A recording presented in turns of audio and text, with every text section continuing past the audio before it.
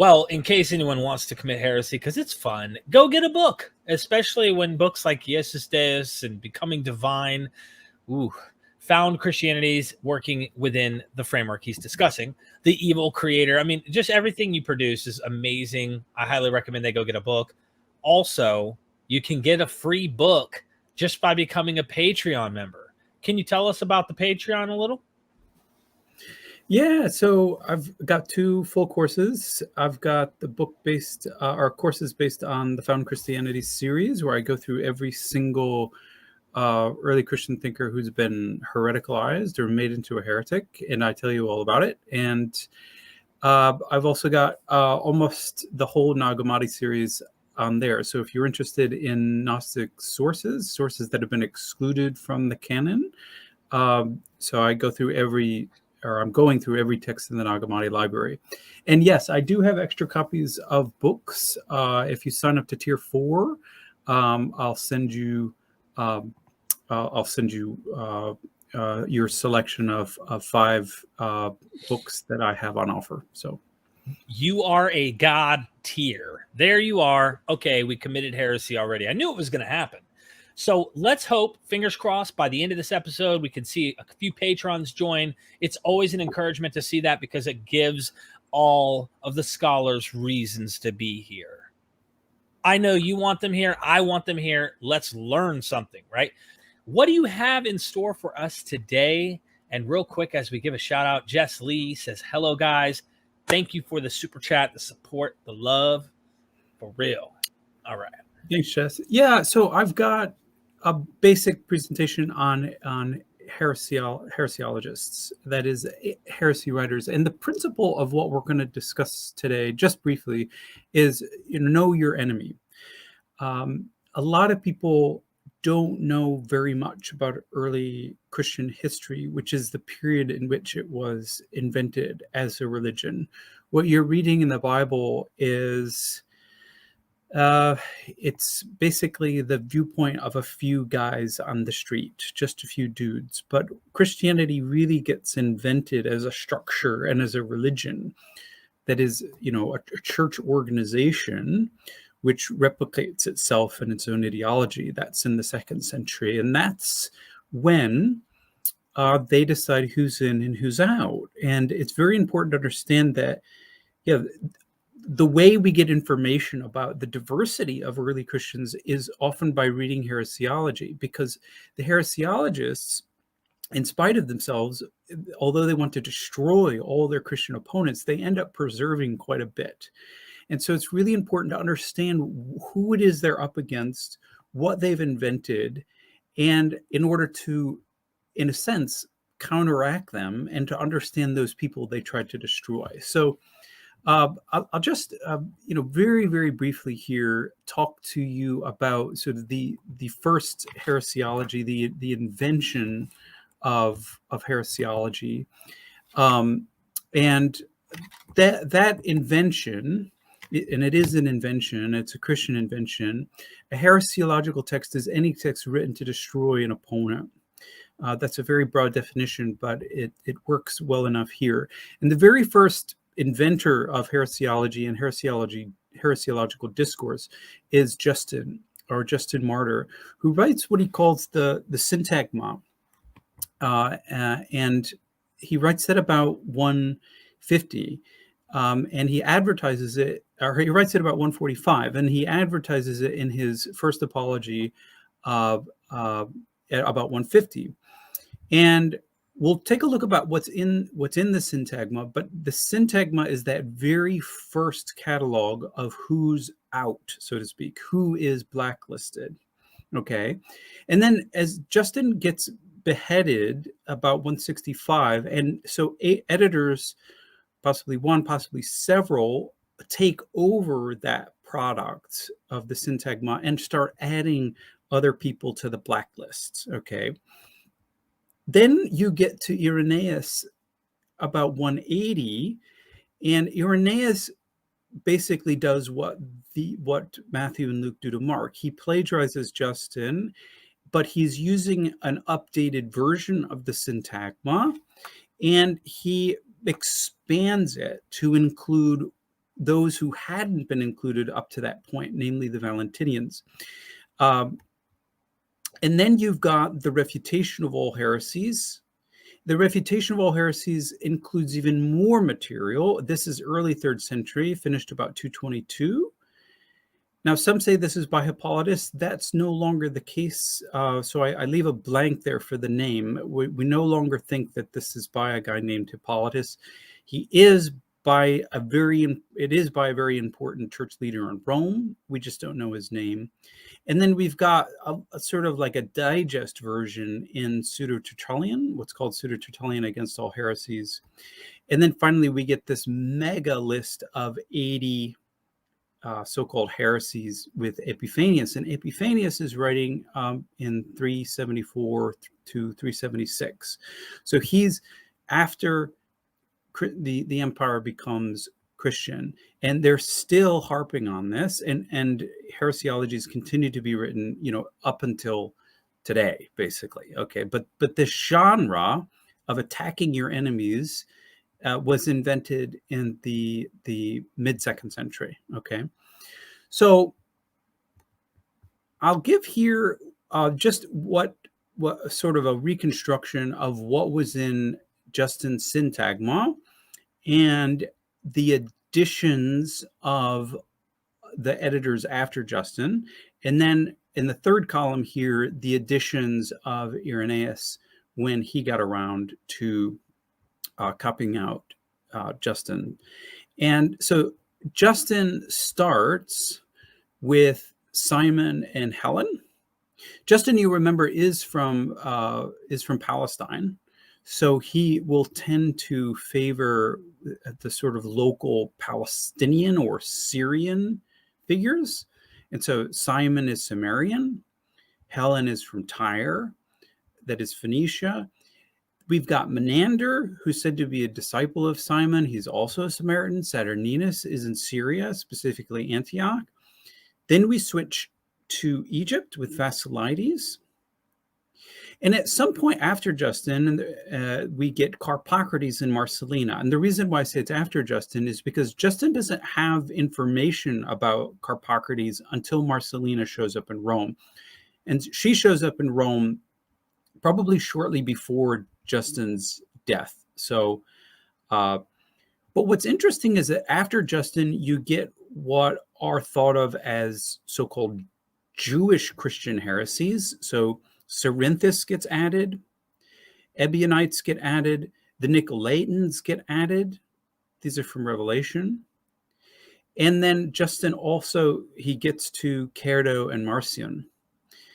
And then when you look over at Irenaeus in the 3rd column over here, Irenaeus writes against heresies, which is originally called, the overthrow of Gnosis, falsely so called. He writes it chiefly against the Valentinians, so they are forefronted. And before Irenaeus, the Valentinians, no one had even, Justin had ignored them. The editors later had ignored them. So Irenaeus is inventing the Valentinians as heretics in the 180s. And then he probably adds some material to the Carpocrates report. Okay. And if we continue to look, we've got also stuff added about so-called Encratites. Okay, those people who fast and who don't drink wine or don't eat meat. Okay, vegetarian Christians, basically, and maybe a little bit of a Pythagorean inspiration there. And then Irenaeus, at the end of the list, adds Tatian, who seems to be a kind of personal enemy at Rome. Tatian, though, interestingly, is the disciple of Justin Martyr. So you have Justin Martyr's own disciple being hereticalized after Justin Martyr died. Too bad for him. Then you've got the followers of Basilides and Carpocrates. Then Irenaeus adds a very weird category, which he calls the multitudo Gnosticorum, which is a crowd of Gnostics. And then others, people he just calls others, who are later called Ophites, and then another group of others who are later called Cainites. Okay, so but the important thing about this is all these, especially these others of Irenaeus, they're just sort of being invented, and we don't know who they are. And sometimes when you get to Epiphanius, especially, a group can be entirely invented. So Epiphanius invents the Alogi, who supposedly reject the Gospel of John, but he names no leaders, he names no rites, he names no practices, he names nothing else with regard to these people.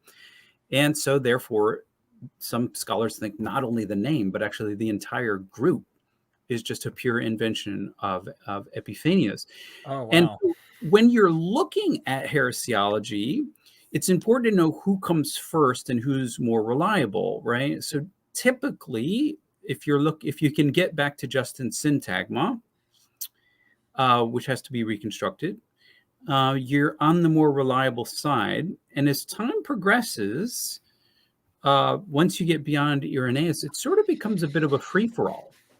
And especially when you get to Epiphanius, if you see people quoting Epiphanius, you always have to have like a red alert button, okay? Because Epiphanius is famous for reporting rumor. I mean, they all report rumor.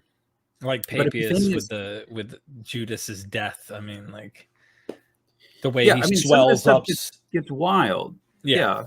Epiphanius has a group of Christians called Adamians who worship, butt naked, I mean, absolutely fully in the nude. That's what they do. He accuses the Fabianites of having a Eucharist in which they consume their own semen and menses. And so it gets wild. It's absolutely wild. I mean, if you like that sort of stuff, that's great. But you should always, when you're reading heresiology, have your critical thinking skills there, and really compare across the heresiologists to compare what they're saying. And if you have a primary source, like for instance with Simon of Samaria, don't trust what the heresiologists say about Simon of Samaria. You can check their work against actual Simonian sources. So for instance, the Great Declaration, which is embedded in the Refutation of All Heresies, and also a Nag Hammadi text called The Concept of Our Great Power is probably also originally a Simonian source. So you can go back to Nag Hammadi, you can go back to excerpts, and those primary sources are going to be your guide for reading and criticizing and critically understanding the heresiologists. Anywho, I'll shut up. So no.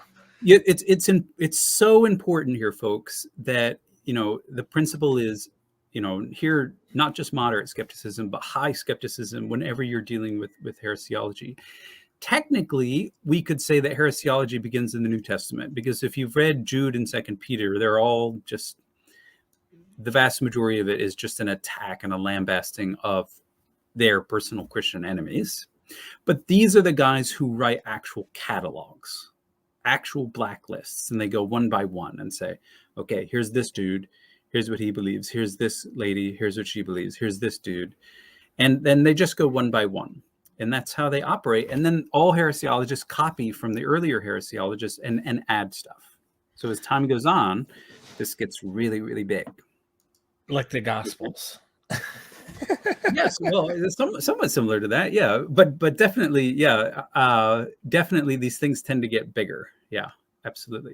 So I know there's a lot of people out there, you may not have a personal interest in heresiology, but you can ask me anything today. That's totally fine.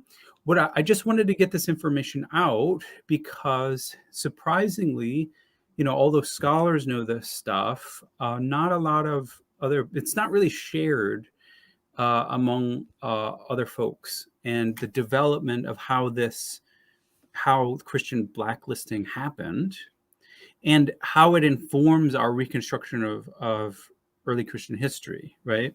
So when I wrote Found Christianities, the book Found Christianities, I had to use heresiology and critically read it to reconstruct what early Christian figures and groups said, people like Cerinthus and Carpocrates. And I've got a whole book on Carpocrates coming out from Routledge here soon. in which I go through all the heresiological reports and I compare and I use primary sources and I say, you know, what is reliable, what can you stand on, and what is just mere hearsay. Right. And that's really important because a lot of the criticisms against these people are just stereotyped, you know, that they have orgies, that they eat babies, that they, you know, are sexually profligate, that they do all sorts of nasty, weird things under cover of night. Yeah, they're so. Oh man, it's like source criticism of its own. It diving in to try and figure out what's going on behind the scene. You know, I have a joke which I told before, but so the Protestant view of church history is Jesus died, then my grandfather built the church.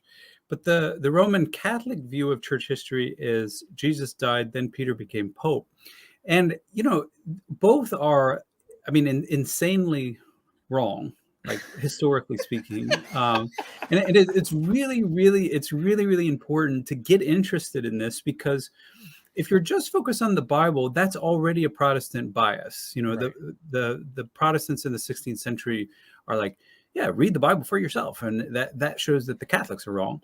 And maybe it does, maybe it doesn't. When you don't need to get into that argument. But yeah, the Bible is a second century product of the church. Let's just be honest, of people who are inventing Christianity as, you know, as time goes on. And the structure of Christianity, where in Rome you begin to have a centralized, what's called a monarchical bishop, that's really not until the very end of the second century, until Victor of Rome, who's maybe possibly could be called something like papas, that is a chief bishop, which then becomes pope. But so Irenaeus is right at that time where that institution is being invented, and right when that institution is being invented, he's perfecting the blacklisting genre of getting rid of those Christians who should never be part of the organization, and therefore shoring up the identity of the organization, because the organization has to be unified. And in order to be unified, you can either discipline those who disobey or cut them out altogether. And that's what heresiology is. Jess Lee, classic ways of smearing your enemy is always about bizarre sex acts or killing babies. People still do this today. Yeah, look on the news, right? I don't know how true some of these claims are. I wouldn't be shocked if they were, to be honest with you. Some of these claims about certain political figures on sex islands and all sorts of crazy stuff. Like, how true is it?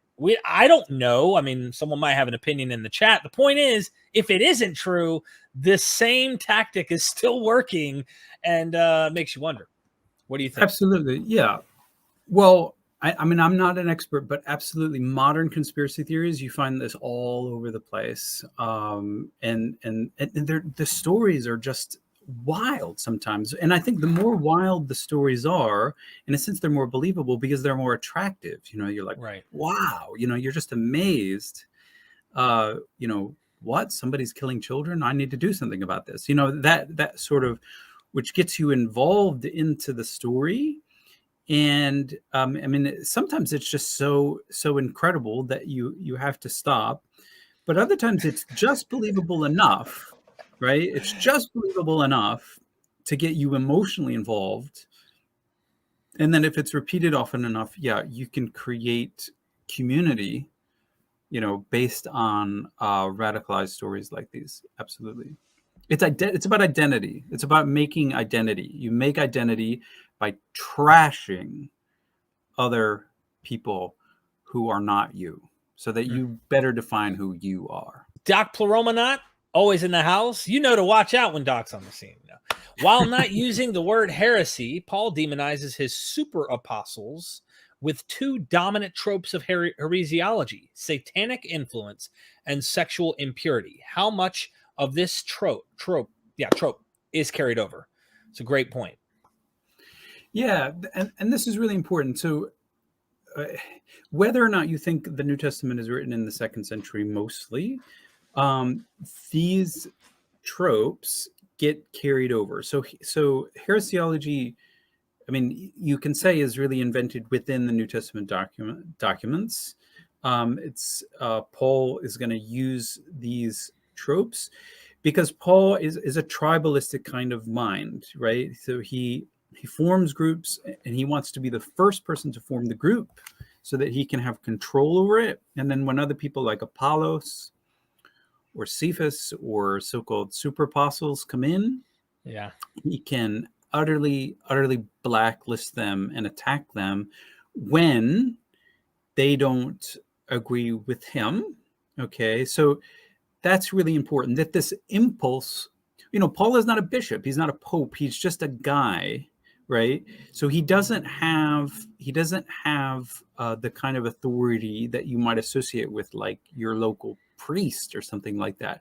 But what he does have is this sense that, I founded you, I'm an apostle based on my vision. I know there are other apostles, but I don't. I mean, I think that they are crazy. Can I poke and ask you a question in the Sure. midst of this? This is important. Yep. I was reading 1 Corinthians 15 earlier while writing another article I have writing right now on the Apostle Paul. And in 1 Corinthians 15, right there toward the beginning, after he gets done giving you the whole list of all the names of he appeared to. And then last of all, poor me, the humble me. But then he says something that is just in the passage where he says, for I am the least of the apostles and do not deserve, 1 Corinthians 15:9, do not deserve to be called an apostle because I persecuted the church of God. But by the grace of God, I am what I am. And his grace to me was not without effect. Now, this is what made me think as a man, I felt like this is where some pride or ego comes in, where he's like, no, I worked harder than all of them. Yet not I, but the grace of God that was with me, whether then it is I or they, this is what we preach and this is what you believed. Now, some people think this creed is later, like some more like highly skeptical skeptics. And then others think this is really Paul writing in Paul's day. Do you think that phrase, I worked harder than them all, is like a flex of his muscles on everybody else? Oh, absolutely. Yeah. I mean, Paul knows that in certain other cultural areas, his vision of Jesus doesn't have much stock, and so that's what he has to lean on. It's that one vision. He doesn't say it's near Damascus. That's in Acts, but he does say that he had a vision, and then later on in 2 Corinthians, he will talk about going to the third heaven and so on and so forth. But all this is visionary based. Mm-hmm. But it's also, I mean, there's no doubt that Paul was a great traveler. I mean, I don't think that can be doubted. But one of the weird things about Paul is, and some of the hypocrisy is, he only traveled in certain areas, so he avoids Alexandria for some reason. He avoids Egypt. He doesn't go south. He goes west. And so in a sense, other people are probably there before him. And so he avoids the areas where he thinks other people are before him. So really, I mean, we don't have an objective measure to say whether he worked hard, but he did try to be first, right? And that gave him authority, definitely. Absolutely. Thank you so much. Let's keep moving. I always have questions. It's better to get everybody else's. MMSS, thank you for the super chat. Any heretics that deny Jesus being a divine being? Definitely, you would be blacklisted, and many were, like Cerinthus, were blacklisted simply for saying that Jesus was the true son of Joseph. Basically, all Jewish Christians said this. The doctrine of the virgin birth is not anything stable at this period, and it's actually quite muted when you read the Gospels, but it becomes more and more important in the late 2nd century. So the idea that he became divine at various points of his life, like at his baptism or at his ascension or his resurrection, is very popular. And yes, well up until really, 3rd, 4th century, even until our own time, there are people who very doggedly hold on to this, and definitely they get blacklisted. And it really comes down to your theology. Is it important for Jesus to be a real human being? I mean, and how do you define what a real human being is? Because for many, a real human being isn't somebody without a father. I mean, you need to have a human father to be a human being. And if you say that he doesn't have a human father, then you're threatening his humanity. And this is a big point made by Theodotus of Byzantium, who's in the book Found Christianities and also on the Patreon. And so affirming Jesus as human was important to so many Christians, and for them, it either meant that Jesus wasn't divine, or he became divine at a point after his birth, like Heracles. Stop scamming, man. Thank you so much for the super chat, my friend. Good to see you here. Eusebius tried to argue a movement, the Therapeutai, were Christians, and brings up quotes to prove it. Among them, a quote, "They consume no food or drink in the religious celebrations." Doesn't sound very Catholic or Orthodox. Yeah, that's a good point. And so Eusebius, who's sort of the father of church history, is also a heresiologist. Okay, is also a heresiologist. So he notices what Walter Bauer noticed in 1934, that the author of Acts skips over Alexandria in Egypt.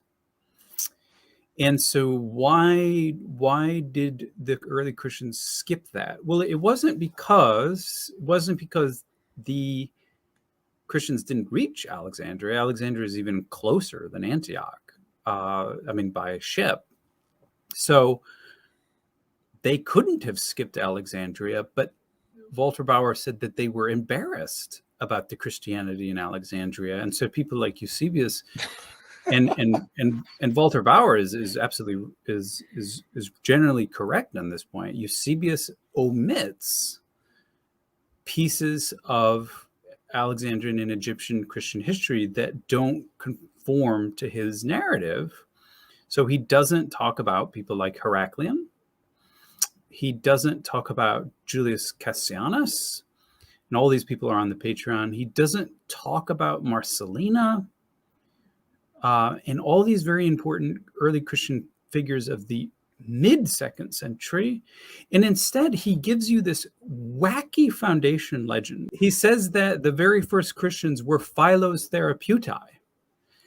And Philo wrote probably of a mythical community, of a utopian society of Jews, okay, who lived on Lake Mareotis, which is south of Alexandria. And in what's called the Contemplative Life, he tells you about what they did. And to this very day, there's not a single flake of archaeological remains of this group. And it could just very well be fiction, like we see in other fictional tales of ideal societies, which are located sort of, far away, and which are inclusive, co-ed, having males, having females, in which they don't eat. Philo says, they barely eat anything until they get together on the Sabbath, and then they do a little dance, and they have a scriptural reading, and all this stuff seems to be just basically like how Philo would run a monastery, basically. These aren't Christians, but when Eusebius read Philo, he claimed that they were Christian. And that's, that becomes then Eusebius's first version of Alexandrian Christianity. It's basically Philo's mythical monastery there on Lake Mareotis. And would you say the reason, what came to mind was the Logos and other things that seemed that Christians interpreted Philo as potentially a Christian himself, because he had similar language to what we find within Paul, let's say, in other New Testament literature. Do you think that's why he made the reach? Well, I mean, he does talk a Jew talking about the Logos. That might be. Yeah, but the Logos is identified as, in God's archangel, and under the Logos are two other powers called the kingly power and the, benefactor power. So we're not in a Christian system here. Philo says he believes in daimones and that they're the same thing as angels. I mean, you have to be a very superficial reader of Philo. Philo also has this great line that, sooner would God become man than man become God. there are these signs that Philo, if he ever met Christians on the street of Alexandria, would run away screaming. I mean, he is an extremely conservative Jew. He thinks you should follow all the Jewish practices. But yes, those who preserve Philo and those who use him are later Christians. So yes, and yes, it is absolutely true. They tried to invent him as a Christian bishop, which doesn't really improve on history. Let me tell you that much. Thank you so much for that. Doc Pleromanat is back. Thank you so much for the super chat. A major theme in Acts is church unity operating with one mind. Homothumadon? Given early Christianity diversity, wouldn't the portrayal of homogeny in fact be heresiological in itself by means of silence? Well, this is a great question. I think the portrayal of homogeneity is, basically that mythicized version of early Christianity where everyone, it's basically a communist society, right? It's what, modern Western Christians would prefer to ignore, that the depiction of early Christianity in Acts is a communist society where nobody owns anything and you're supposed to sell your property and give it so that it equalizes, you're equalized with the poor in the community. And everybody's like getting together and clapping in the temple and, praying, and they're all of one mind and nobody disagrees. And then, of course, suddenly in Acts 5, Ananias and Sapphira get struck down by God.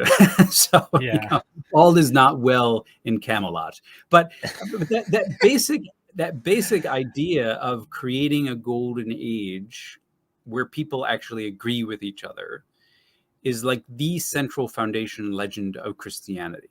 And what Christians even today want to say is that in Jerusalem, we all agreed, we were all one. But what's so terrible about it is the other gospel writers, they don't even agree that there was a Jerusalem community. If you read Mark, Jesus says, meet me in Galilee. I'm out of here. And the same thing with Matthew. The last time you see Jesus is on a mountain in Galilee. And even John, who probably knows bits and pieces of Luke, at least the first edition of it, he gets Jesus out of Jerusalem as fast as he can and gets him back onto the Sea of Galilee, and you find him there cooking fish on the shore. So is there an early Christian group in Jerusalem? No, not if 3 of the 4 witnesses say that early Christianity began in Galilee, right? So that it just doesn't make any sense that someone would lie about this, that everybody was agreed and happy and clapping hands in Jerusalem. It's just not true. So I wouldn't call it heresiological. I would call it highly ideological. Because what Christians begin to hate very early in the 2nd century is any idea that they were diverse, that any idea that they had real disagreement. And you can tell why Acts is very late, because when disagreement happens, they call a church council in Acts 15. And, when do you call church councils? Well, not in the 1st century, folks. They just don't have the organizational apparatus to call a church council. It's like Nicaea in the 1st century. It wouldn't have happened. It just wouldn't have happened. Just try to get these facts straight. So if I haven't gotten your question, Doc, just let us know. Thanks, though. Thank you so much, Doc. Interesting question. Ari Eisen. So Ari Eisen, were there ideological precursors to the Christian idea of heresy in Jewish, Greek, and Roman cultures? Well, that's a really good question. And actually, there's a book by, I believe it's by Robert Royalty, and it's called The Origin of Heresy. And he argues that the heresiological discourse was part of Second Temple Judaism. And this was published by Rutledge in 2012. So what's his name again? I'm sorry. Royalty, Robert Royalty, and spelled just like, the word royalty. as in kings. Remember So the name of it? it's called The Origins of Heresy. And so if you want to look at precursors in the Jewish subculture, definitely go to that book.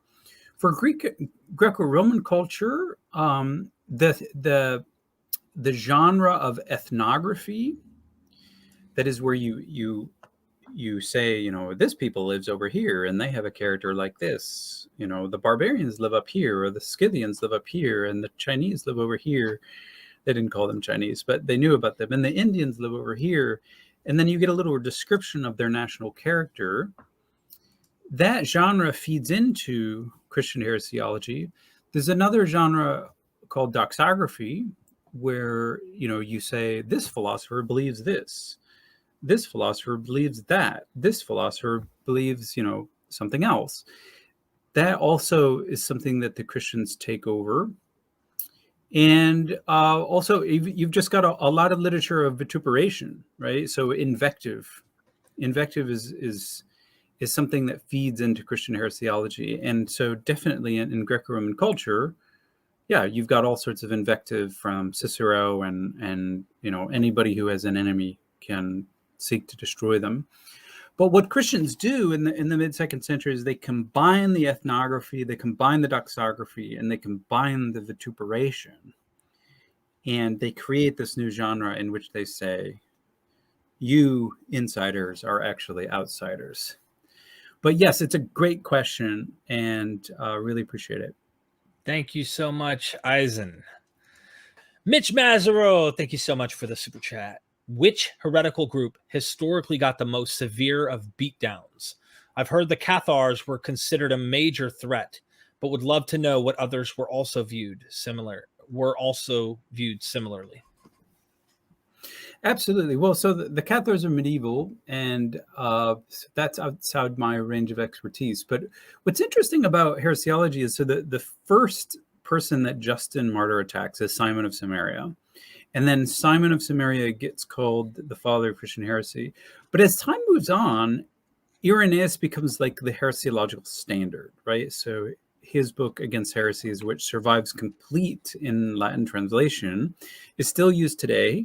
There was no attack on the Valentinians as Christians until Irenaeus. And so this really shows you that heresy is something that Christians invent.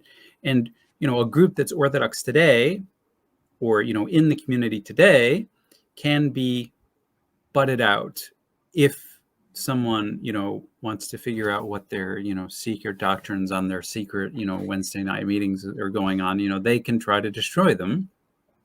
And this is what Irenaeus did. He did a bunch of research, and he talked to a bunch of people, and he got some Valentinian documents, and then he just wrote this takedown. And then ever since, Valentinians have been viewed as heretics, but that's Irenaeus's invention, and that's really important. So, you know, in later history, the Valentinians, which are one of the most successful church movements ever, even after Irenaeus, they get many beatdowns, as you might imagine. But the real, probably the most monstrous enemy and the most consistent person taken down, the most consistent threat to all heresiologists, is Marcion. You know, Adolf von Harnack, you know, from references to in early Christian literature, he pointed out that when Marcion, you know, within a decade of Marcion's death, that there were 15 specific treatises against him. And they just kept going on and on and on. And this is why one of the reasons absolutely nothing from Marcion survives, because he was viewed as such a monumental, monstrous threat. And the longest work of heresiology is Tertullian's Against Marcion, which is 5 books. Volumes, yeah, like, whoo, right? And it's just against Marcion. So it's the longest attack we've ever seen. Now, I got to ask, while we still have this super chat up in the vein of that, our next one's about Marcion, actually. So this is good. If we had Marcion's writings, I can't imagine he just bent over and took it. Okay. I imagine he had something to say back. He was very sharp on seeing details and problems within the Hebrew Bible that you're like, whoa, that looks like oil. This looks like water. So he's finding these things that are just not compatible with his theology. If we did have his writings, do you think we'd be pretty shocked at how well he responded? Do you think there's something good there? Like, he had to have been strong enough to cause that many people to want to attack him. I don't know. What do you think? Well, Marcion's called presbyteros, which means old man, by about the 150s. But the one to really watch is Apelles.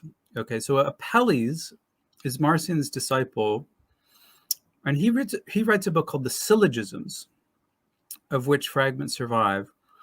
And that attack is the refinement of everything that Marcion said for the second generation. And that book, I think, is like 33 books. What?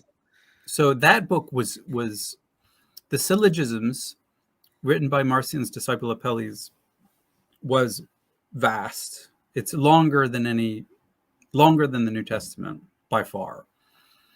And that book also does not survive, except in like 5 or 6 excerpts. So that was the work that made the Orthodox pee their pants, basically. That could not survive, right?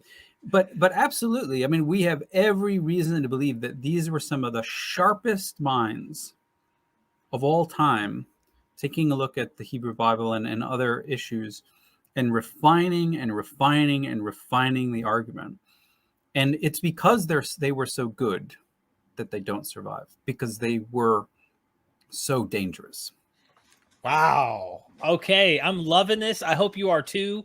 Like the video, join his Patreon. Continuing. Seriously, I can't wait to the end to refresh. I know we have some people who haven't joined yet, and I guarantee you they'll be able to join you. Apollos, Christian Apologetics, thank you for the super chat, my friend. Despite being labeled heresy, would Marcionism, or at least less reliance on the Old Testament, in your judgment, be a relevant contester to proto-orthodoxy? I think it kind of was answered there, but absolutely. Way back in 1934, Walter Bauer showed that in the Christian city of Edessa, the majority Christian population was Marcionite, and they were the ones calling themselves Christians. And then when the Orthodox finally got started in that city, they were so outnumbered that they couldn't call themselves Christians. They had to call themselves Pelusians, because Pelut was their bishop. And so that's what they were called, Pelusians. Stop Scamming Man, thank you so much. According to Hegesippus, James was a Nazarite who never drank wine, not very Eucharist friendly. Not very Eucharist friendly. Also, have any new works of Origin of Alexandria been found since 2012? Yeah, thanks for your comments and your question. So, interesting fact, in the 2nd century, there were a variety of groups who refused to drink alcohol. Among them, the Marcionites. So when you would have a Eucharist, you would drink water. And so it would be water and bread. And this was quite common in Syria and elsewhere. Yeah. So, James, the traditions of James, everybody thinks of James as this, super Jewish Christian. But if you read Nag Hammadi, there's also 3 texts there that are named after James. And there you get the version of the Gnostic James. And again, I've got videos on that on the Patreon. So Hegesippus is not, is going to give you one version of James.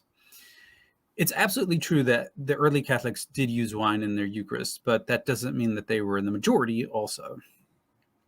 And one quick point, that Celsus, who may have been writing in Rome, makes the first reference to the Great Church. And everybody sees the Great Church as a reference to the early Catholics. And that may or may not be the case.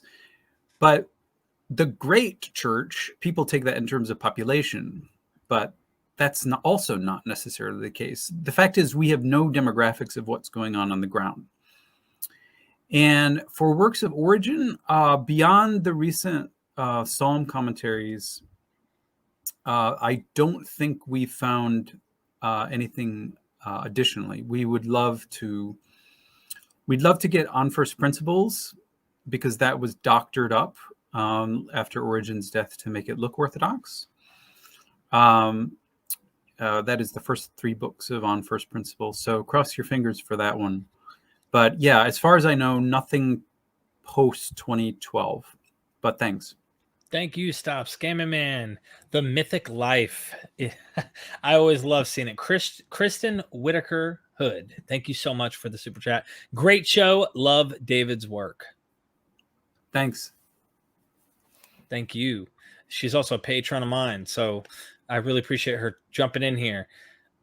Jason Sobek, what is up, man? What can we intuit about human trafficking in antiquity from the Nag Hammadi text?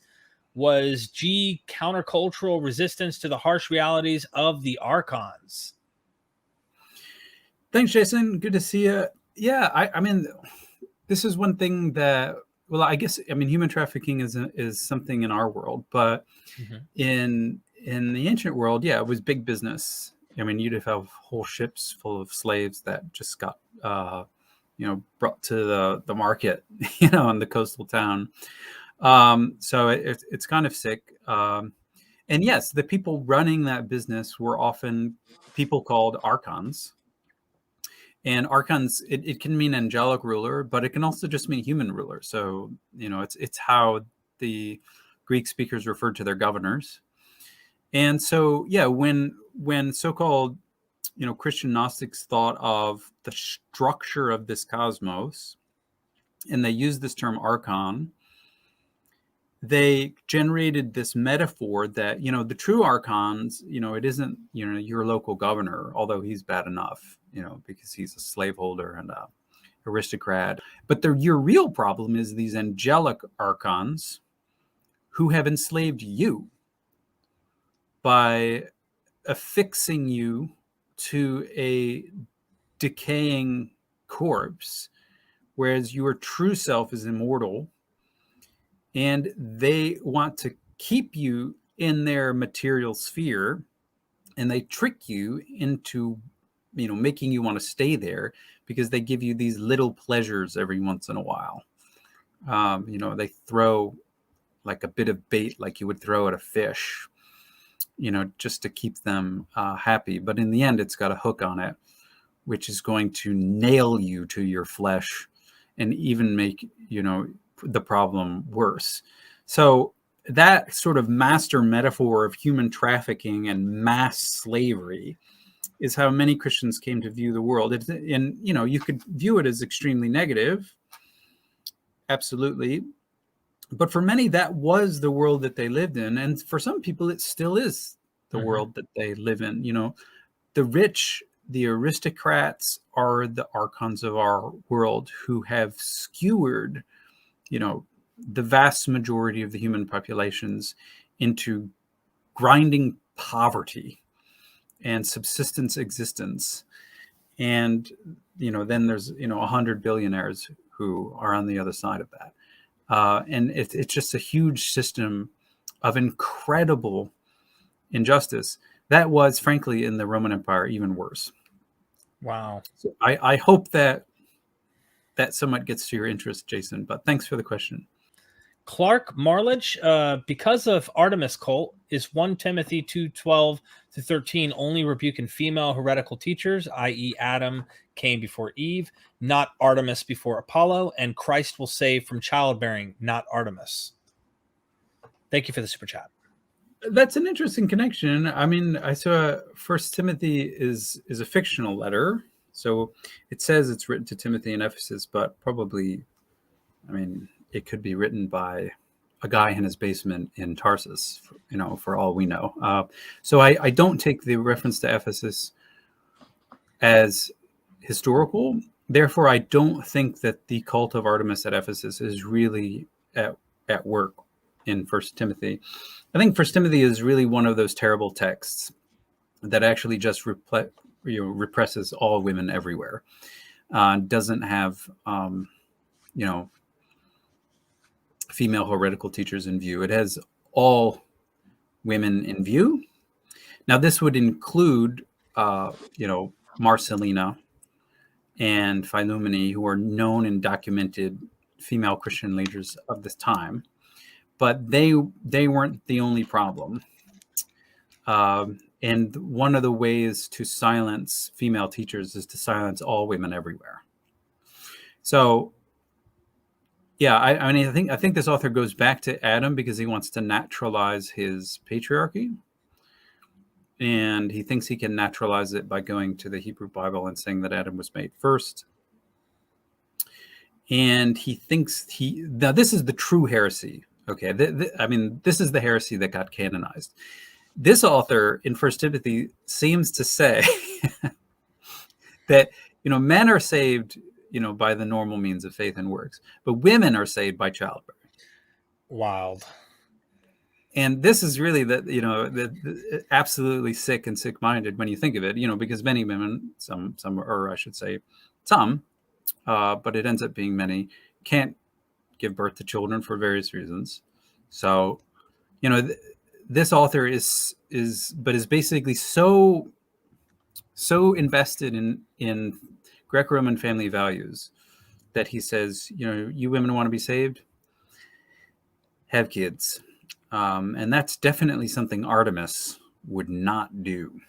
Okay, she is the perpetual virgin running around in the forest and doesn't give a damn about changing diapers. So we're in a whole different world here.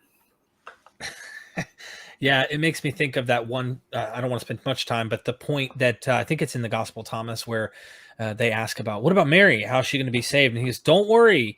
In the resurrection, she'll be a man, or it may not be the Gospel of Thomas, but she'll turn into a man, as if like to be saved, you have to be a man or something weird. I don't know what text that was in, but yeah, Gospel of Thomas 1:14. Jesus, we don't know if he's joking or being ironical, but yes, he says to Peter, I will make her male. Yeah, kind of weird. Like, what the? Doc Pluroma, again, good to see you. Do you think the pseudo-Clementine recognitions, and I was just reading some of these earlier today, is maybe an Ebionite commentary on the correct paradigm for preaching to Gentiles? It even has Paul bullying hero James in the temple as a hit piece. Well, it's funny because a lot of people depend on both the pseudo-Clementine homilies and recognitions for what it can tell them about history. And this goes back to the 19th century where another Bauer said, used these novels as historical information to say that, Paul was considered a heretic by this Jewish Christian group. And there was this party of Jews and this party of Gentile Christians, and they lived up into the 4th century. And they were always, fighting like yin and yang. And what I keep reminding people is, I love the pseudo-Clementines, okay, but this is very clearly a novel, okay? So it's sort of like me going to the local bookstore and, pulling, I don't know, Dan Brown or Tom Clancy off the shelf and, asking what I can reconstruct historically from the novel. And you can do that, but wow, are you in, hot water when you do that? Because all this is, folks, is one dude or two, okay, who are fictionalizing their version of what early Christianity was.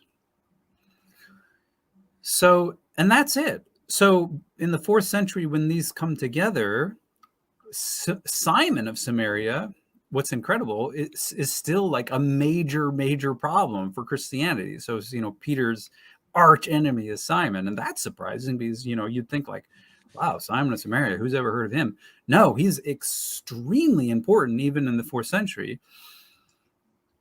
So, but what can you say concretely about Simon and from what he taught from the Clementine recognitions or homilies?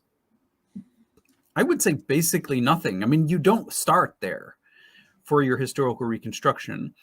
So, and also the thing about Ebionite is just a heresiological slur word. So, it's difficult to say, it's difficult to find another word. Irenaeus says that, yeah, you're an Ebionite, and Ebion means poor. So you're just, intellectually poor. So what do we call these groups? Well, we know that Jewish Christians, lived, and maybe the author of the recognitions and the homilies is something like a Jewish Christian writing in, using material in the 4th century and reforming it into a novel. But what can be used for history on something like really concrete? I always have my skeptical antenna on when you're dealing with, full-on novels. Jason Sobek's back again. I'm going to try and ask these questions, of course, quickly because we've got quite a bit of super chat still left, and I want to allow you to have your day. Is it Plotinus? Yeah, Plotinus and Empedocles? Empedocles. Mm-hmm. Empedocles are locked warehouse for 48 hours. Who annoys the other first with their constant claims to self-deification? This is funny. Yeah. So thanks, Jason. The short answer is yes. Empedocles is really the self-deifier. Okay. Empedocles writes this great poem called On Nature or Periphysios. And one of the very first things he says is, "Behold, I am for you an immortal God, mortal no more." Wow. So, when you're talking about self-deification, he's like the paradigm case. Now, Plotinus, interestingly, he is probably ultimately no more humble originally, but he doesn't come off as a self-deifier, and he's quite friendly. He definitely believes that the soul is a god, just a very, very, very lower god. But he's not out there on the Roman streets with flashy garments and headdresses, whipping around a pom pom saying I'm a god. So definitely Empedocles gets the crown for this one. Thank you, Jason. Jess Lee, thank you so much. Do you think it's possible for Christianity to regain enough power to persecute heretics again? The weird breed of political evangelism in America have a desire to persecute en masse, despite being themselves heretical.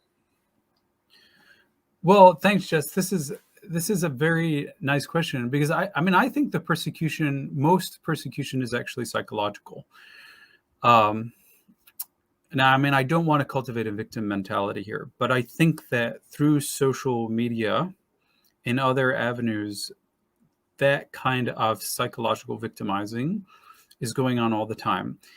When a community splits and says, we're just going to use one app and we're only going to watch Fox News or something worse, and okay, you guys watch CNN, it means that basically we live in different worlds. And what happens is, people get blacklisted, but then we lose the ability to understand the other side because we're only getting information from one source, right? And the ironies of one of the information age is that we're so filled with disinformation, and because we're only listening to the source that confirms our own confirmation bias, and then we blacklist the other people who are listening, only to the other side. Mm-hmm. Right. And this is one thing that, skeptics and atheists, everybody here in this community can never succumb to. That is, I know you all have your favorite channel, but it's important to, keep it clean, keep it honest, use a bit of empathy, because the way that you overcome heresiology is not by using their own techniques against them. Right. They actually... Modern heresiologists, just like ancient ones, they love it when you pay attention to them. There's people who want to put their finger in the hornet's nest and, stir up your emotions with a nice, greasy chat, that basically means nothing but is, a cutting insult. And they want you to pay attention, right? They'll use the age-old techniques of vituperation to get you riled up. And the way that you're better than them, the way that you overcome them, sometimes it's just by ignoring them, but other times it's by having that ability to empathize and to look at things from both directions, or multiple directions, and say, and not be too focused and closed-minded yourself. Because I mean, and this is really I want to say this is almost like the battle between darkness and light, right? Because if we allow ourselves to be as closed-minded as some people get, and as tribalistic, even in the information age, then ends up we're no better. And that's just a great sort of preparatory stage for why we might end up destroying each other, because that preparatory stage is we just don't understand the other side anymore, and we write them off, and then we become heresiologists ourselves. We just blacklist people. So I think this is really a point about self-criticism, and you can tell, you can do a sort of like a psychological health test. Are you capable of self-criticism? If you live your life unable to criticize yourself and to see the weaknesses in your own party and your own point of view, have you undergone some sort of self-brainwashing? I mean, this is really a question that we all should be asking, because the battle lines have been drawn, and the way that we overcome, the modern psychological victimization that goes on every day over the internet, every day, we are better by being intellectually broader, by being intellectually smarter, by being able to empathize and to see things from the other side. So yes, let's stop all heresiology by not doing that. Thank you so much.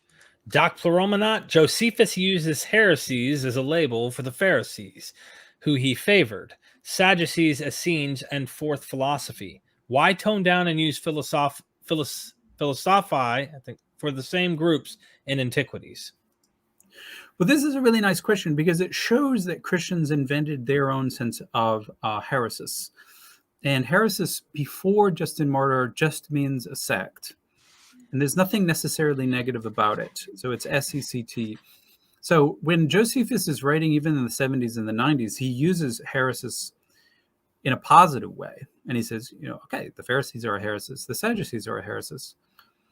But when Justin gets to the term, he twists it, right? So that it's always negative. It's always pejorative, right? And this is why I say heresiology is a Christian invention. It means, for Christians, it means a sect which is evil, a break-off group, a renegade. And that's revolutionary, right? So you've already written off the other group just by using that term.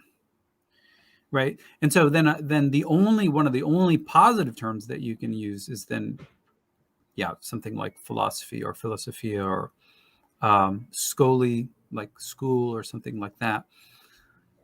And what's incredible about philosophia as a word is that never gets demonized. That even Christians are trying to say we're the true philosophers way up until, the Byzantine Empire falls. Wow. When do the Simonians rise up in Rome? What are some interesting things about their beliefs that are condemned as heresy? And what archaeology or writings have they left us with? Great question. So I've got full episodes on Simon and on Simonian texts on the Patreon. So for those of you who want the full response, check it out. I'll just say briefly. So Justin knows of Simonians in Rome when he's there. So that's about 150. So they've reached there by 150. We don't know how earlier they came there. For their worship practices, we know that they venerate Simon as Christ by about the time of Irenaeus. So Simon is Christ. That's why when some people say Simonians aren't Christians, I disagree with them, because they just view Simon as the Trinity. He's not only Jesus, he is the Father and the Holy Spirit as well by Irenaeus' time. So obviously this would be a problem for early Catholics who begin using the Book of Acts in Acts chapter 8. So, but you can tell that that Acts is already trying to undercut Simon, just like the Pseudo-Clementines later. And in a sense, it's no better than a novel, right? It's no better than a fiction, Right? Because that's all they had. They didn't have, by about the 120s, 140s, 150s, you didn't have actual memories of Simon. All you had was legends. So the two Simonian texts you want to pay attention to are the Great Declaration and the concept of our great power, which is in Nag Hammadi. For archaeology, Justin says that Simonians worship a statue. We still have the statue base of this, so we can verify that report. Justin famously gets the inscription wrong. He misreads the inscription, but that doesn't mean that the statue didn't exist. I think so. That's doesn't the short Neil answer. actually insert in the video you did with Neil? He actually shows this statue, and Yep. and with the base of it, yeah, we just have the inscription. We don't have the statue. Right. Yep. Right. Yeah, you got to go check out his Patreon and check out the video for sure. Anything else that I cut you off? No, I mean, if I don't die, I will write a full book on Simon and the Simonians, because we need to completely revolutionize our understanding. As Doc Play-Romanov mentioned, if the Simonians are still a problem in the 4th century, who are the arch enemy of Christianity in the 4th century, I mean, we have drastically underestimated the importance of this movement. And the fact that Christians today, they don't even conceive of there being organized opposition to the early Catholics. That's the real sad part of our ignorance of Christian history. Yeah, people come out swinging like they know that this is the true Christianity since the beginning. And Gaius Julius Windex, thank you for the super chat. David Litwa is the promised Davidic Mashiach. Well, I wouldn't go that far, but will you divinize yourself at least? No, trust me, I've got better things to do. Thank you so much for that. MG Harris, good to see you here. It's been a while since I've seen you in the chat. Can you explain what the Valentinians believed? It's one I have a tough time getting my head around. Well, thanks for your question, MG. I think, this would be way, way, way too long. But so in Found Christianities, I've got a very short, accessible chapter on that. We've also got stuff on the Patreon. So if you're really interested, hop onto that. What I can say in brief is that Valentinus was one of the very earliest Christian theologians. He's in Alexandria. He has a lot of the same beliefs that survive today, but he also believes that our true essence is an incorruptible seed of superior reality, and that our existence in flesh is just a passing dream. And he sees us as truly immortal beings. And when we realize our own natural immortality, we then are redeemed. So it's more of a cognitive process. And there are 7 genuine fragments of Valentinus. The rest has been destroyed. We only have quotes. And I've got on my Patreon all of these translated. Some will say that Valentinus wrote the Gospel of Truth in Nag Hammadi, and it's a great read, even if you don't think Valentinus wrote it. He's a songwriter, and so we've got one of his hymns or one of his psalms, and we've got obviously his followers took his thought in different directions. So they are the real inventors, like Ptolemy and Heraclian. Heraclian is the very first Christian to comment on the Gospel of John. Ptolemy is the first to come up with a system of aeons, which sort of feeds into the doctrine of the Trinity, and to use Neo-Pythagorean thought to generate a kind of Christian metaphysics. And so Valentinians are in Rome. They meet in secret. They have not secret, but anybody can come to their gatherings, and it's sort of like Christianity for intellectuals. And they have their own sort of view of salvation, in which once you realize your immortality, you are immortalized, and you basically your life is then lived. The rest of it is lived in a kind of upper aeon, what they called an eternal realm, and that your destiny is to ascend to those eternal realms in the end. There's much more, and yeah, obviously continue that journey, and let me know what you find. Thank you so much, MG. Jess Lee says, love you guys. Thank you for all you do. Blessings on you and yours. Thank you so much for that. Thanks, I really Jess. appreciate the encouragement. Same to you. Absolutely. Vaguely agnostic with the 666. Thank you both for your passion of knowledge. Could listen for hours. Thanks so much. Really appreciate it. It's always good being here. My passion for learning and his passion for teaching, of course, and learning, of course. But yeah, I don't have you on here necessary to learn. I have you here to teach us some things you picked up. Oh, I always learn. No worries. Yeah, I get it. There's questions sometimes you wonder if the audience should be in the recording. But DE, Certainly. thank you for the super chat. You're going to have to help me with this one with some of these acronyms. From a CMT point of view, I don't know what CMT is. I like the idea that early Christians were mystical Jews for whom Jesus was the Logos, archangel. Non-Torah Christians later via Paul. What do you WDYT? So I think. What do you think? Yeah. Okay. You know what from a CMT? Maybe Christian mystical tradition. Yeah. But that's my guess. Okay. Yeah, I mean, so the current orthodoxy today is that all the earliest Christians were Jews, and I guess it depends on how you define mystical. Is mystical just mean that you have visions, or that you believe in like esoteric reading of scripture? We'd need to kind of parse that out. But absolutely, the angelic version of Jesus, is a running paradigm. Christ myth theory.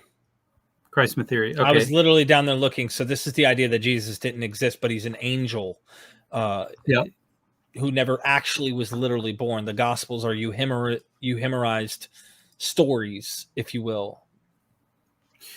Yeah, well, so definitely, I mean, I would say that we have traditions that early Jews worshipped angels. And of course, we've got Michael in there, and we've got Metatron in there. We've got Gabriel in there.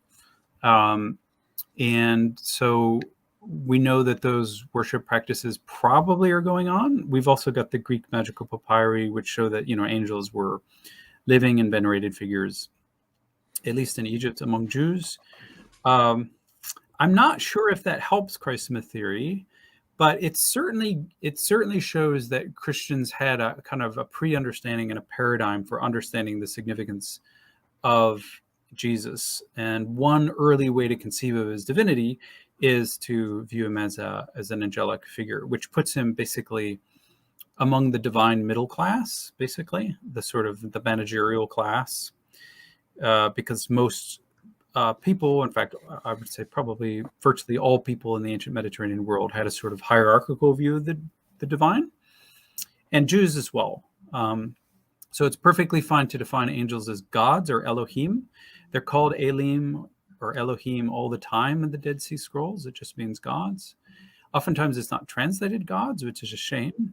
Mm-hmm. But the Qumranites are definitely referring to angels as gods left and right. I think they meant that quite literally. Other people would disagree. But yeah, I mean, almost a lot of the theological groundwork has been laid, long before Jesus. So if, I guess you could take that in a mythicist direction or in a mythicizing direction. That's up to you. Thank you so much. And the other quick thing is that, Paul never fully wins out. Paul's Torah-free Christianity never wins out completely. It gets there's always groups that want to follow the literal Jewish law, among Christians up until the 4th or 5th century. They do not go away. Okay. Thank you so much. Equal Scales. Thank you so much for the super chat. Do we exactly know the Christian heresies in Arabia? What and why does some heresies say that Jesus wasn't crucified? Go ahead. Well, I mean, actually, this is an interesting question. So, Arabia is a great trading partner with Egypt. So, I mean, we'd have to think of Christianity in late antiquity, where Christians are going back and forth with Arabia. And one of the reasons that Muhammad seems to know, versions of Gnostic Christianity is because those were the popular versions in Egypt.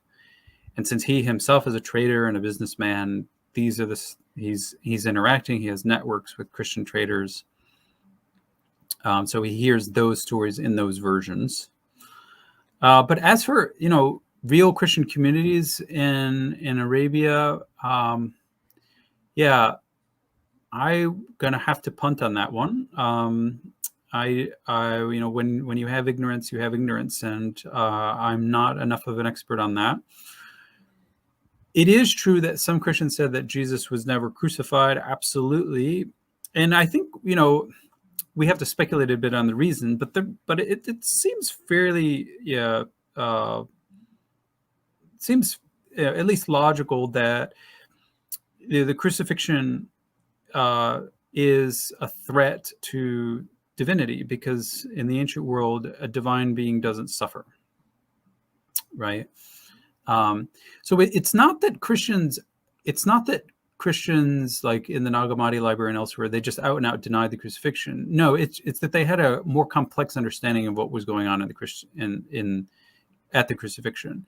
So if you took a picture of the crucifixion, an Orthodox Christian would see the same thing as like a Valentinian or a Marcianite or someone else, but they don't view the fleshly body of Jesus as the true Jesus. In fact, no one really views that way. And even so-called Orthodox people like Origen would say that, the divinity that lived inside Jesus never suffered. So the divinity itself was never crucified. Right. Although the human body was. So there's levels of Jesus's identity. He has an inner essence, and other layers which can receive suffering, and some elements which can't. And Christians spend a lot of time figuring out where you're going to parcel up Jesus to tell what's the divine part that didn't suffer and what's the human part that did. And then they get into all sorts of trouble, because then at the end they have to say that the divine and the human are fully connected. And you can imagine how difficult that is. Yeah. Shogun Orta, is there a version of Gnosticism where Jesus did die for our sins? Well, this is a great question, because, and I recommend to everybody, your best access into this material is through the Nag Hammadi library. And so almost the very first text in the Nag Hammadi library is called the Apocryphon of James. And what Jesus says in the Apocryphon of James is that, unless you believe in my cross, you shall not be saved. So these alternative Christians, I don't call them Gnostics as a general category. These alternative Christians who weren't canonized, they definitely believe that the crucifixion was important. They just disagree about what really happened there. It's sort of like, a traumatic accident where, you have a car accident and you got 4 people watching it, and then you interview all of them and they all tell you a different story. Although they all say the same thing. They saw the same thing, but they don't say the same thing. And so this is like the fundamental Christian traumatic event, like Jesus's crucifixion. And they all tell different stories about it. Some of them say that he died for our sins. Those are the early Catholics. But when you ask a Valentinian, what's the significance of the crucifixion, they might not mention sin at all. It's not a sacrifice for sin. It's more like a revelation of divine knowledge, where Jesus gets split from his mortal and his immortal part, and you realize that his immortal part is the true Jesus, And then when you realize that, you make that same deduction for yourself. That the part of you which is truly alive, the seed of superior reality, that's the part which is going to continue this journey well after, you turn to dust. Your outer flesh suit That falls one away. sounds a lot cooler.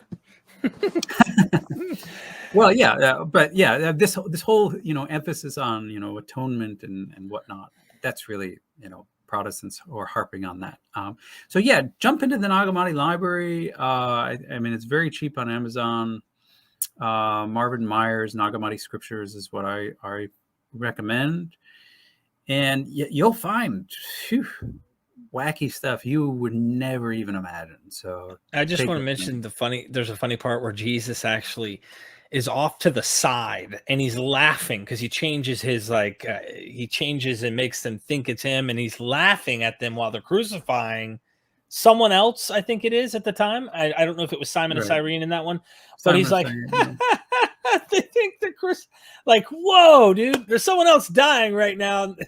Anyway, it's kind of a funny document, and that's in the Nag Hammadi Codex. That I don't remember exactly which one. Yeah, Coptic Apocalypse of Peter is the main one, but also Second Book of Great Seth. You've got that. Thank you so much for that. Dr. Aaron Adair says, do we know if Marcion and Justin Martyr ever met or only faced off in print? That's a fun question. Yeah, I mean, if if they met on the street, they definitely didn't. There's no big church in Rome at this time. There's just house churches and networks that are all running separately, and no overhead organization. And so, Justin says that, yeah, I meet in church. It's above the Baths of Martinus. And we don't know exactly where that is, but that's, how you give directions to your church in the ancient world. And, it's just like an apartment above a bathhouse. So that's where he says he goes to church. So Marcion, had his own community somewhere else. So is it possible that they met in the streets of Rome? Absolutely. They might have even had a fist fight. I mean, by the marketplace, for all I know. But yes, I mean, these guys were real people. They knew of each other, and that's what makes heresiology a little bit, makes me a little bit sick to my stomach, because Justin knows Marcion, and Justin complains about Marcion that he's basically taken over the world. Even in Justin's time, Justin is worried about this, and he probably has seen him several times, and has nothing but nastiness to say about him. So this is the world we live in, folks. It hasn't really ended, has it? Yeah, I would say, if there's a theme to this little chat, it's that, heresiology is ancient, but it's modern. And, you want to know your enemy, and to overcome the enemy, you empathize with your enemy, and you become truly human and humane, rather than writing them off and blacklisting them, even if you think they're inhabited by the devil, and you shouldn't think that, because that's just a tribalistic strategy to, shore up your own identity. But there are absolutely wicked people in the world, and we have to be honest about that. But if we're going to be real intellectuals and humane persons, we have to defeat heresiology by being morally and intellectually better, more sophisticated, more nuanced, more able to see from another person's perspective through their eyes and in their shoes. Thank you so much, Dr. Litwa. I hope everybody watching has been impressed with the knowledge, of course, Dr. Litwa brings to the table.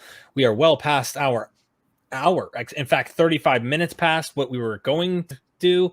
I was waiting for you to tell me that's enough. I'm off, but I'm very thankful that you stuck around. So really appreciate the support, and all the information that you'll get from me is standard academic information. It's what I'd give any of my students. So I mean, obviously you're free to just internet surf, but if you want that extra depth, check it out, and comment. You can comment down here. He has plenty of books as well. All of this stuff is down in the description of this video. And every time he comes on, there's something new I learn, multiple things I learn. I hope you're the same as me. I like to live through the comments, the questions. And how often do you get to sit and actually, get to learn this stuff on the internet? Like how much does it cost to go and actually do this in an actual, college? It's just wild. So I seriously appreciate you. So many people in the chat are like praising the show, everything that we're talking about. Thanks, guys. Good stuff. Great show. We did get a super chat. Holy Humanist in the house. As an ex-Muslim, curious about contemporary and ancient history. This is all so fascinating to me. Thank you for these conversations, Derek. You are welcome. And I'm going to keep bringing them. Thanks so much. Yeah, seriously. Always love the love and the support. Susie in the chat. Doc with his brain muscles. And then Soren's here. Theophilus. I love all of you. Thank you so much. Any final words to our audience as we leave? Nope, I'm done. But thanks to all. It's great to see all of you virtually, and take care. And never stop the journey.